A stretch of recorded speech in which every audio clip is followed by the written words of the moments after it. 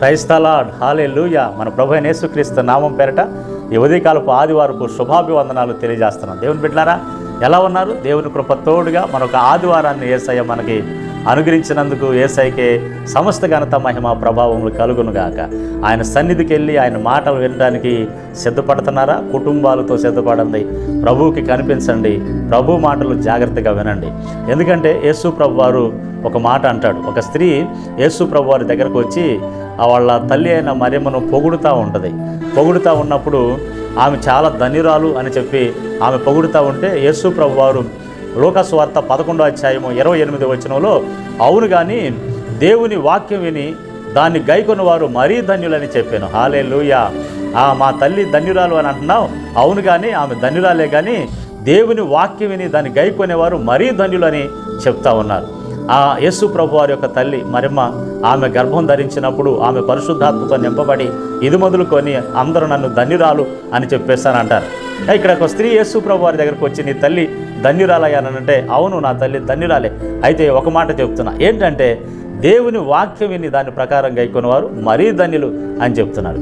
కాబట్టి ధన్యకరమైన జీవితంలో మరీ ధన్యకరమైన జీవితం ఏందయ్యా అంటే దేవుని వాక్యాన్ని వినటం, దాని ప్రకారంగా గైకొనటం, ఆ వాక్యాన్ని అనుసరించటం.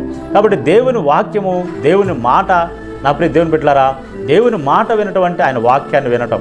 ఆయన వాక్యాన్ని వినటం అంటే ధర్మశాస్త్ర గ్రంథం, నీ చేతిలో ఉన్నటువంటి పరిశుద్ధ గ్రంథం బైబిలు ఆయన ధర్మశాస్త్ర గ్రంథము.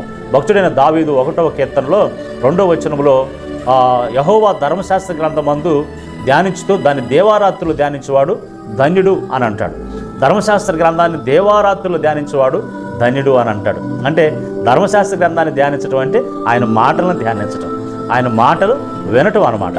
కాబట్టి వాడు ధన్యుడు, మరీ ధన్యుడు, ఆయన మాట వినేవాడు, ఆ గ్రంథాన్ని ధ్యానించేవాడు. ఈరోజు ఆదివారం మీరు మందిరానికి వెళ్తారు కదా, బైబిల్ పట్టుకొని సేవకుల ద్వారా పరిశుద్ధాత్మ దేవుడు ఏం మాట్లాడుతున్నాడో మనం జాగ్రత్తగా వినాలి. దేవుని స్తోత్రం, హల్లెలూయా.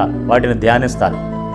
చూడండి, ఈ వాక్యాన్ని ఇలా ధ్యానించడం వల్ల దావీదు 3వ వచనంలో 1వ కీర్తన 3వ వచనంలో ఏమన్నాడంటే, అతడు నీటి కాలువలో ఎవరైనా నాటబడినా, అంటే అతడు నీటి కాలువలో ఎవరైనా నాటబడి ఉంటాడు. అంటే నీటి కాలువలో ఎవరు నాటబడినంటే దేవుని దగ్గర నాటబడటం.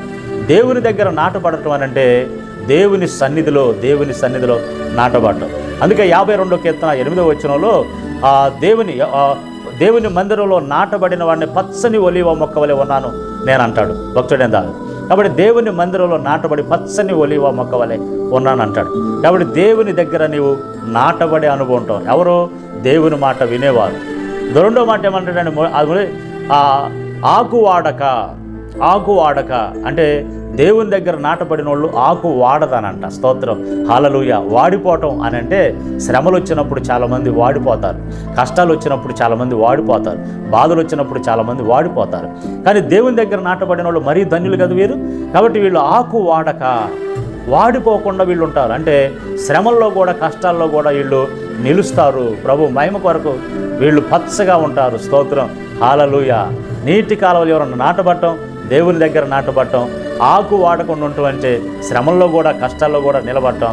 ఆకు వాడక తన కాలమందు ఫలమిచ్చు చెట్టు అంటే అనేకులకు ఆశీర్వాదకరంగా ఉండటం. మంచి ఫలాలు ఇస్తావు, చెట్టుకి కాయలు కాస్తూ ఉంటుంటే ఆ చెట్టు యజమానుడు కానీ ఆ పొలం యజమానుడు కానీ ఆ చెట్లు చూసి మురిసిపోతాడు. ఆ కాయలు తిని అమ్ముకొని ఆయన సుఖంగా సంతోషంగా జీవిస్తూ ఉంటాడు. కాబట్టి ఫలాలు నువ్వు బాగా ఫలిస్తుంటే అనేకులకు ఆశీర్వాదకరంగా ఉండటం. ఒకళ్ళ దగ్గర ఆశించకుండా, ఒకళ్ళని చేయి చాపకుండా అనేకులకు ఆశీర్వాదకరంగా ఉండటం. ఇక అంతకన్నా ధన్యకరమైన జీవితం ఇంకేమైనా ఉంటుందా? ఆలోచన చేయండి. కాబట్టి నా ప్రియ దేవుని బిడ్డలారా, మరియమ్మ తల్లిని ఆమెను పొగుడుతున్నప్పుడు ఆ స్త్రీతో యేసు ప్రభు వారు అన్నాడు, నా మాట విని దాని ప్రకారం చేయవాడు మరీ ధన్యుడు అని చెప్పేసి చెప్తూ ఉంటాడు. కాబట్టి దేవుని వాక్యం వినండి. ఈరోజు ఆదివారం ప్రభు మందిరంలోకి వెళ్ళి మీ మనసుని, మీ ఆలోచన, మీ తలంపులని వాక్యం మీద పెట్టండి, దాన్ని గైకొనండి. ధన్యకరమైన జీవితం, ఆశీర్వాదకరమైన జీవితం, వాడబారిన జీవితం, దేవుని దగ్గర నాటబడిన అనుభవం, ఈ ధన్యకరమైన మీకు, మీ కుటుంబాలకి ప్రభు ఆశీర్వాదాలు, కృప విస్తరించును గాక. ఆ ధన్యకరమైన జీవితాన్ని అనుభవించుదురు గాక. ప్రార్థన చేద్దాం. సర్వకృపానిధి యేసయ్య, నీ గొప్ప నామాన్ని బట్టి స్తోత్రాలు. ఈ మాటలు వింటున్నా నీ బిడ్డల జీవితాల్లో నాయన నీ వాక్యాన్ని వినువారు మరీ ధన్యులు అన్నాం. వాక్యాన్ని విని దాని ప్రకారం గైకొని అనుభవం ఈ ఆదివారములో నీ సన్నిధిలో నీ బిడ్డలు, ఈ మాటలు వింటున్న బిడ్డలు వాక్యాన్ని అనుసరించి నడుచుకొని ఫలించి కృపద ఇచ్చామని యేసు నామములో ప్రార్థిస్తున్నాం తండ్రి. Amen, amen.